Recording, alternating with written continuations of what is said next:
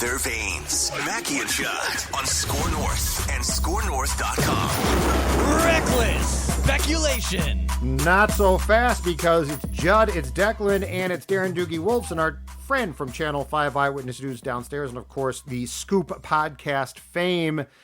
Dukes bringing the heat on a weekly basis, not just on Tuesdays, but on Thursdays as well. So let's start this session, Darren, out with this one. We talked about this a little bit previously, but the Twins are going to complete a 5-game series in Detroit this week. And then for the weekend, head to Toronto, where we know that there are certainly guys who are not vaxxed for COVID, who will not be allowed into the country. And therefore, the Twins are going to have to juggle the roster. Just how extensive at this point do we expect that roster juggling to have to be with the 3 games in Toronto? Well, we are aware of the taxi squad that they currently have. One of those members, Palacios, is making his Major League debut today at shortstop. Interesting circumstances, but the Twins needed a shortstop. Kirilloff is on the trip. He's a part of the taxi squad. I do wonder about his vax status, so that's a question mark there. But yeah, they are going to be down some guys. Now, I'm aware of a starting pitcher that in all likelihood won't be starting in Toronto. He's currently out, should be back relatively soon, but my understanding is not available for this weekend's games. I'm aware of a pretty good relief pitcher that will not be available for this weekend's games. We first brought this up last Thursday, Judd. Yes. Then Rocco went on the record on Sunday to say, yeah, we'll be down some guys. Where it would be very unfortunate is, okay, let's fast forward to October. I think Toronto's a playoff team. The Twins absolutely can be one of the 6 American League playoff teams. All right, Twins-Jays at some point in October. I mean, that's where it could really, really rear its ugly head. But yeah, unfortunately, the Twins, like many teams, not all teams, there are some teams, correct me if I'm wrong, but the Yankees, they go to Toronto often, but the Yankees were in Toronto a couple weeks ago. My understanding is they had 100% of their 26-man roster available. Right? There are other teams that are fully vaxxed. Heck, the Blue Jays are fully vaxxed. Correct me if I'm wrong on this, but for the Blue Jays to travel into the United States, it goes both ways, right? You need to show, right, at least via airfare. Now, can you bus? I'm thinking out loud here, Jed. I should have all the answers, but I'm still in vacation mode, or at least holiday weekend mode. Amen. So I'm thinking out loud. So maybe Declan can help me out here, but yeah. The Toronto Maple Leafs bust into the U.S. to then fly to Tampa during their playoff series. So was that to avoid testing? So is there some gray area there if these non-vaxxed players wanted to take a bus from Detroit to Toronto, that's a 4-hour trip. Not ridiculous. Do they need to show vax proof at the border if you're driving into Canada? I think you do if you're... I know I'm supposed to have a lot of answers on this segment. Yeah. I don't have all the answers, but I know airfare-wise, yeah, right? If you're flying, it's a different animal. But if you were just driving, but it doesn't matter. For point of this conversation, Judd, they are flying. They will fly out of Detroit after that afternoon game on Thursday. The plan is to fly into Toronto. That is the idea. In fact, I can give you even a little bit more detail. Here, give me a second. See if I can multitask here. Let me see. Borderline. You're borderline at it. I'm bad. You're borderline. You can, but you're not great at it. I'm going to tell you the truth. Okay, we will fly from Detroit to Toronto. You don't need a negative test to enter. After our game in Toronto on Sunday, they're actually busing to Buffalo. Okay. They will clear customs at the border crossing, continue to the Buffalo airport, fly home from there. Other teams have been doing that. It's been pretty smooth. So that's interesting. So instead of flying out of Toronto on Sunday, the Twins will bus to Buffalo, then fly out of Buffalo. Scoop-wise... But yeah, the point is, what people care about is, right, the Twins will have to put these guys on a restricted list. We'll know the specific names, but I can tell you, I'm pretty sure on a position player. An outfielder. Yeah. A starting pitcher. At least one reliever. So, yeah, I mean, it's unfortunate that, you got a relatively big series. I get it. 3 of 162, so maybe big picture, not that big of a deal. But this is an interesting test this weekend, and you won't have your full complement of guys. So where I find this to be actually more intriguing personally, Doogie, is with this.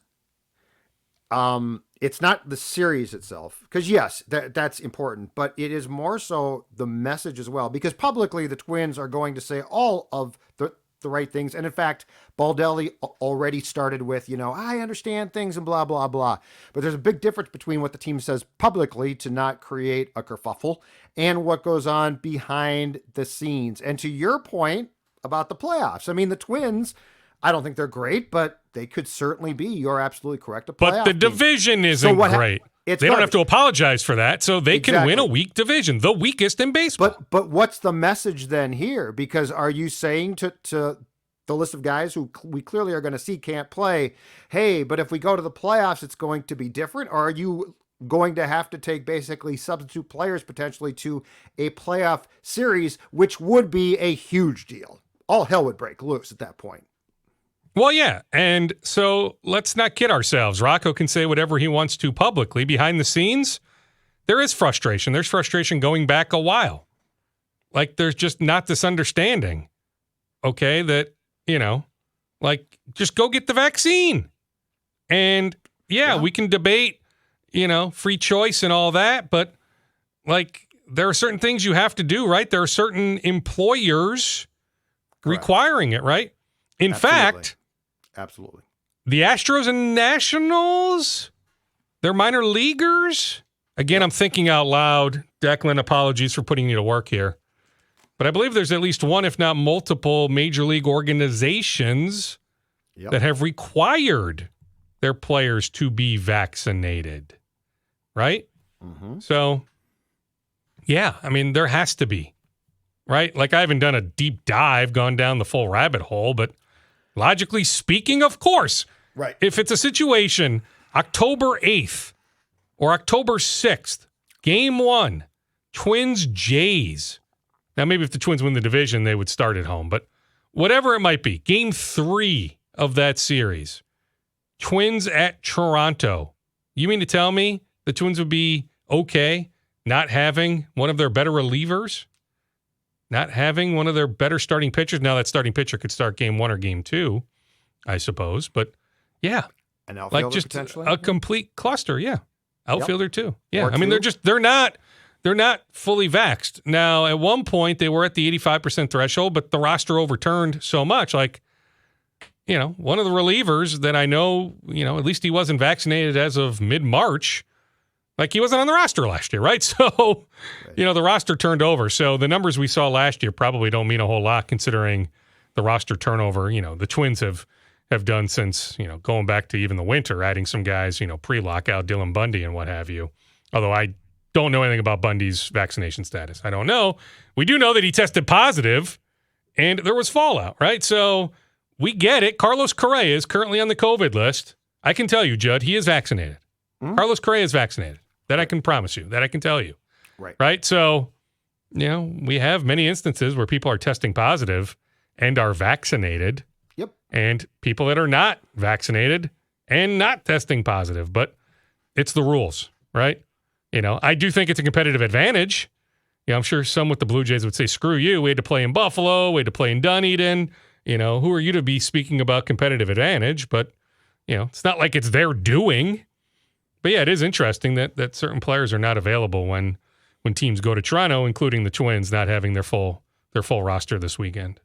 And to use your term too, Dukes, I think the potential problem here is it does feel like for the most part, the clubhouse right now is kumbaya, right? It's definitely improved a lot. You've got, there's no question that there were, because of a multitude of reasons that we talked about last year, there were problems in that clubhouse that have been cleared up now.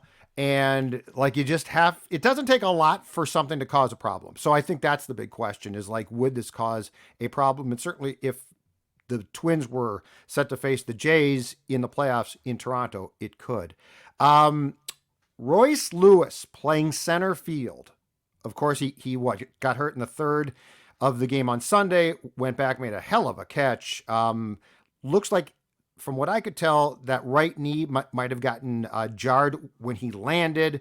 He is out now. I think it was initially diagnosed as a bruised knee. What do we know? And do you put any blame on the Twins, as many did, for him playing a position which he is not his quote unquote natural position? Zero blame. I agree. You're not moving the platinum gold glove winner off shortstop. And I want Royce Lewis's bat in the lineup. I would have never sent him down. Now, Gio Urshela has caught a little fire at the plate the last couple weeks. But at that time, I would have highly considered putting Royce at third, mixing and matching Urshela, but not playing him 5-6 days a week. But the role he's on, you keep Urshela at third base. So, no issue. And he played some center in the Arizona Fall League. He played a little bit with the Saints, a couple games, but also got a lot of pregame work in. It was one heck of a catch. I was there with the family in the Legends Club, seated not too far from you in the press box. Thanks for bringing me some snacks. Appreciate that. Well, with those seats, I figured you could afford the snacks. Yeah, well, probably. But hey, if I could save $1, why not, right?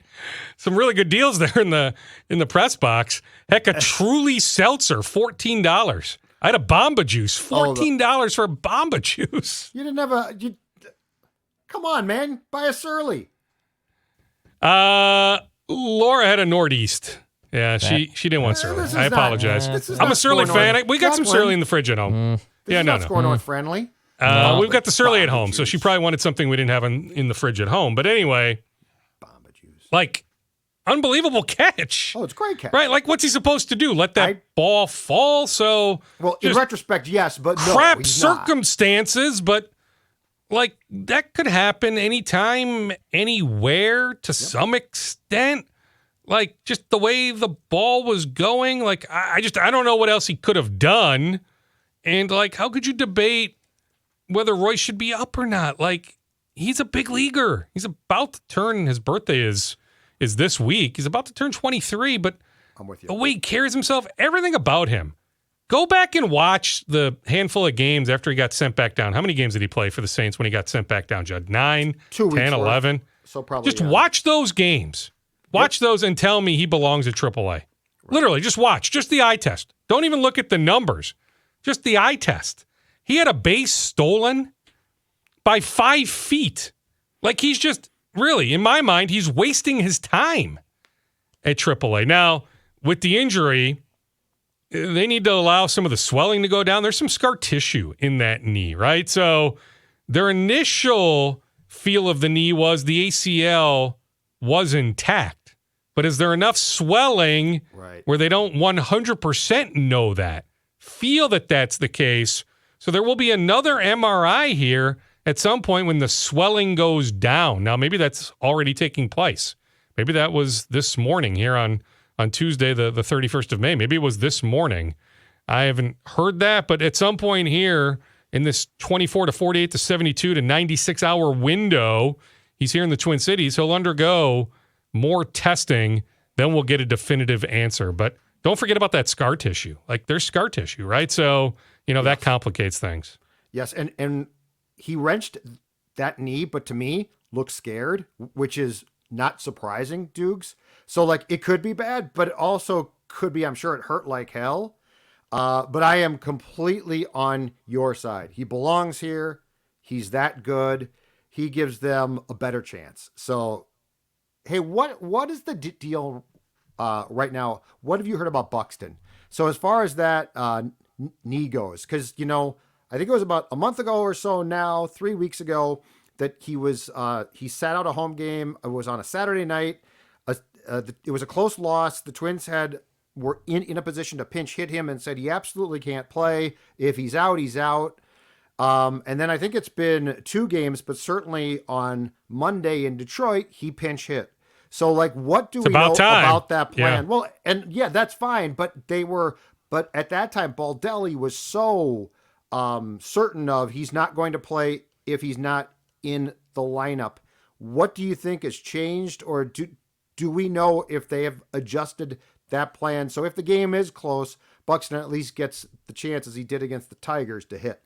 Yeah, I mean, they learned their lesson from that game. Was it against the Guardians a couple Saturdays ago? The Guardians. Yeah. Yeah, it was that Saturday game where we're screaming, whether it was you in the press box or me at the television. Yelling. Key situation, Buxton is there on the bench. Why are you hitting Nick Gordon? Why are you hitting Jose Miranda? Byron Buxton needs to hit. So I promise you, they thought about that situation at Target Field, and he's available. If the knee was bothering him that much, he'd be on the injured list. Now, is the knee 100%, Judd? No way. Think about it. So we were both there Sunday. Think about it. First inning, Buxton on base, Correa hits a ground ball, close play at second, close play at first. They end up reviewing, right? Correa actually safe at first, even though he was ruled out. Buxton ruled out at second. The replay upheld that decision. Did you notice after Buxton got up after sliding into second? I don't know if you noticed. I certainly did. There was a pronounced limp. Yes. Right? That was not him walking normally. Yep. Right? Now, maybe it was just that moment, but that just tells us the knee is not all the way there. But that's why I've said for a while, at some point they do believe the knee is going to get close to 100%, if not 100%. And when it does, they are not married to this 100-game idea that he could certainly cross that threshold. If he is going to play, though, I don't know that you're going to get that knee back to where they would like in season. That's the one thing. Because he plays so hard, to his credit, that I don't know that I got to think it would take more rest than a couple of days off here and there to get that back. So I'm curious because he has proven one thing for the most part. He is not going to not try hard.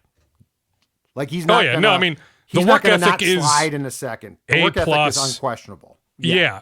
So, that's not going to change. So I think that's a fair comeback. Yeah. That really, the knee isn't going to be 100% until December, January, sometime before he heads to Fort Myers, for spring training 2023. But I had somebody close to Buxton tell me that, I know publicly they've talked about this 100-game threshold, but that he could cross it at some point.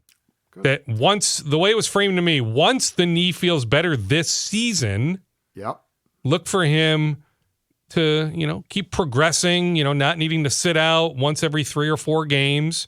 And, whatever the number is at the end of the year, he can certainly cross 100 games. Interesting. Viking scoops. OTAs continue. The 3-day camp is, I believe, let's see here, I've got it right in front of me. Well, it's next Tuesday, Wednesday, Thursday. Yeah, so we'll get access all 3 days next week to the mandatory mini camp. They have OTAs the rest of this week. So today, tomorrow, Thursday, Friday. The one day we get access would be Wednesday. So we'll be able to watch some stuff on Wednesday. There is an event with the Vikings tonight, Tuesday night, CHS Field, an Adam Thielen Foundation event. Kirk Cousins will be there. A bunch of other Vikings will be there playing in a softball game. So I'm sure some of those guys will do some interviews. Some media will be there in St. Paul, downtown St. Paul on Tuesday night. We got wind of the Ian Rappaport report this morning. D.D. Westbrook working out for the Vikings this afternoon. D.D. wants to be back. So the hope is that something can take place here before the day is over. So we'll need to hear how he looks in said workout. Wants to work out for the new coaches. So many new people around that they want to see where he's at. Sure. Right? So there is that possibility. I know his camp has floated that there's some other teams interested. Yeah, there's been some teams inquiring here and there, but the Vikings are at the forefront of all this, right? If he doesn't sign with the Vikings, his agency will push for some other workouts sooner rather than later. Right. But nothing is guaranteed. Trust me, his side very much hopes that a deal can be wrapped up before the day is over. So if they sign him, does he replace BC Johnson? Because he'd be clearly... Well, is BC guaranteed to make the team? We need to see fully where BC's at. He looks okay. But he'd without the pads on. Kicks, yeah, well, yeah, he's... Punts, kicks. He's their punt guy, right? So they're looking at him as a punt returner. And yeah, he would be their 4th or 5th receiver. I'm telling you, Jalen Naylor has been impressive. The Michigan State rookie. Uh-huh. Now, maybe they could get him through waivers, get him on the practice squad. But, don't sleep on him. When Chris Long makes the Mr. Mankato odds in late July, I bet Jalen Naylor will be 75-1, 90-1. Maybe it's a little less, but I would think somewhere in that ballpark. Tell me if I'm nuts, but I think somewhere, right? 6th-round draft pick. Like, there's going to be many guys above him. Absolutely. Right? So, yeah, it'll be low odds. So, I might put a couple bucks on Jalen Naylor. Like, I've heard a lot of good things about Jalen Naylor. Right? So, you got a bunch of guys. Amir Smith-Marset, there's some excitement that's there. What I'm saying. But, Osborne's a lock. Thielen's a lock. Jefferson's a lock. Yep. How many wide receivers are you truly keeping? Now, they may keep one more than Zimmer was open to keeping. But, yeah, I don't know about BC. Like, I need to see BC in August, right? So yes. I'm not telling you BC is guaranteed. Now, Kirk Cousins was asked about BC and certainly spoke like he expects BC to be here. But I need to see a lot more from BC before I'm telling you he's a lock for the 53-man roster. Hey, Dukes, what would your take on Kirk's comments, too, when asked last week about the offense as well? Because I found it to be, I guess, less than inspiring that he didn't seem more upbeat and excited. And I can't tell if he was just trying to sort of downplay it because he doesn't want to get into the schematics or what. But I guess I was a little bit surprised that he didn't bring more of a tone of this is fantastic. And you don't have to rip Mike. But he didn't seem to be nearly as upbeat about the changes as I expected at the time. Yeah, well, my understanding is he's pretty thrilled, right? He's in that's what I would think. A much better spot right now than he was the last couple of years, right? So I think it's more, what you said, downplaying, that it's still relatively early, right? They've really been only going, at least on the field, what are we talking? A month-ish? 5 weeks-ish? Yeah. How many OTA sessions do you get total? You only get so many. Was it 15? Yeah, 12 to 14? Like yep. 15 maybe? Yep. Right, and 4 more are this week. So, he spoke after OTA session 8, 9. But I got to think something like that. There's just not a lot. He's thrilled. Trust me. This entire thing is going to be basically, I think, formatted to help him succeed. And so there could not be a bigger difference between, what Mike and poor Clint tried to do versus this. So, what was your thoughts on Chris Thomason of the Pioneer Press had an intriguing story about Kellen Mond. And I guess I didn't know this, but Mond's father talked about the fact that he found out that Zimmer didn't even want Mond drafted. The more that we see about this, I guess I become more curious about what Mond can show, because I really think he got so buried that we have no clue, no clue there.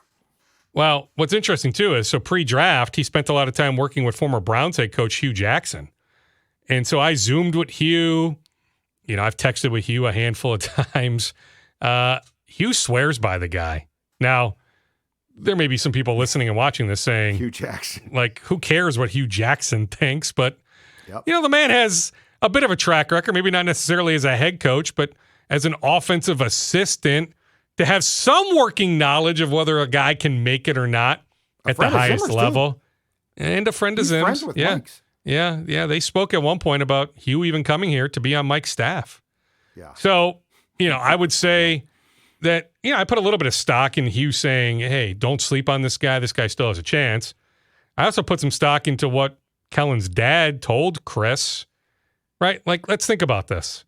Zim knows heading into last year all the pressure he's facing. Yep. Did he really want a quarterback taken at pick 60? Was it 66, 65, 67? 66, I think, right? Did he really want a quarterback chosen at pick 66? Bleep no. He wanted more help, immediate help. He didn't want a quarterback. So, when Kellen's dad is suggesting that, I'm not surprised by that. There still might be something there, but when's he going to have a chance to show it? Yeah, I don't know. In the second half of 3 preseason games? Just some coaching might help him, though. To have practice coaches who care and can work with him. He's not going to get, things would have to go drastically wrong for him to play.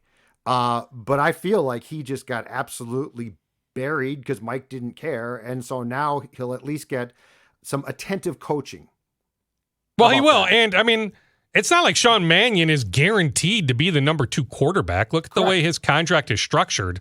Correct. So I do feel like there will be legit competition, right? Just based on the way the contract is laid out for Sean. Yep. You know, with nothing guaranteed. And just Sean's like there's competition at the punter position, right, with Jordan Berry. And the kicker. Yeah, Jordan re-signed quickly, but like there's nothing guaranteed there. So there's legit competition at the punter spot. There's legit competition for the number 2 quarterback spot, Mond against Mannion. And the kicker spot, we got competition all over the place now, Dukes. Final scoops. What do you got? Except for long snapper, right? Yeah, I think that's just one guy. Yeah, just one guy. God bless that guy. I guess so. Former Gopher Peyton Willis in for a draft workout this morning with the Wolves. So busy day. That draft workout actually over at Target Center. Then at 2 o'clock, by the time a lot of people will listen to this, the news conference will be over. But Tim Connolly being officially introduced to Wolves Nation Tuesday afternoon. The Wolves continue to push to retain Sachin Gupta. All right, so I think we can get clarity on that as soon as later today. I do feel like it was strategic by the Wolves to mention in the news release last week that Connolly will be working closely with Gupta. Mm-hmm. And the way I look at it, if you're Sachin, yes, you are not happy. Mm-hmm. But where do you have the best shot to ascend to a number 1 job? Whether that's 1 year from now or 2 years from now. More likely 1 year from now. Mm-hmm. Is that going to Houston? Is that going somewhere else? Or is that staying here in Minnesota? I can make a case it's staying right here in Minnesota. But yeah, like everybody's got somewhat of an ego. You know, even though Sachin is as low maintenance as it comes, like you would feel better about being the number 2 somewhere else than being the number 2 at a spot where they told you you weren't good enough to be the number 1. But especially I'm just telling you, the Wolves gets a 2. Yeah. To your point. Yeah, well, and yeah, I mean, there's interest. I mean, you know, there's definite interest in trying to get Adam Simon out of Miami. And, you know, Tim and Adam go way back, but, you know, Adam went to college down there. I'm told he's got a really nice house on a golf course down there. And is Pat Riley going to, in the Miami area? Listen. Yeah. No state income tax down there. Yeah. Get to celebrate Christmas with some snow. And like, how much longer is Pat Riley going to do this? Right? So there's a couple guys. True. Not like Adam would be the clear-cut number 1, but there could be co-number 1s. Gotcha. Right? So I'm just saying there's a lot of signs pointing to Simon saying, Tim, I love you. That is a wonderful opportunity, but like Miami is my home. It's been my home for 20-something years. I'm staying right here. But yeah, make no mistake that Tim Connolly is close with Adam Simon, and I'm told, you know, there's some interest there. And I have a hard time believing Adam would come here to be anything less than a number 2. Co-number 2, maybe? Sure. But, like, he's not coming here to be the number 3. If he's coming here, it would be to be the number 2. The draft is fast approaching. Like, we're talking, so today's the 31st. So Thursday is the 2nd. So 3 weeks from Thursday. Like, the draft is right around the corner. You know, and you've got all this Minnesota influence. Heck, we wonder here, the deadline tomorrow for David Roddy, Breck High School, Minneapolis native, Mountain West Player of the Year from Colorado State. Will he stay in the draft or will he go back to Colorado State? I checked with somebody the other day, Judd. I was told the lean seems to be staying in the draft. Like, when else would his stock be this high? But nothing is set in stone quite yet. Like, not 100%. He's got another draft workout today with the Toronto Raptors. I'm told he has one scheduled this week also with the Warriors. The plan is for him to work out for the Wolves at some point if he does keep his name in the draft. So, yeah, so lots happening, you know, with the local flavor with the NBA draft. Chet Holmgren, will he go 1? If he doesn't go 1, presumably goes top 3, right? And then you've got Kendall Brown, Cottage Grove native, who I think goes first round, but like I saw a mock draft from Bleacher Report this morning that has him first pick of the second round, right? And that's where there's a lot of fluidity. Like, you know, this draft is comparable to a couple in the last, you know, few years where there's not a whole lot of difference between like picks 12 and 35. Like, teams, their draft boards will vary greatly. But I do think, you know, I really do. I think 2 Twin Cities natives go in the first round.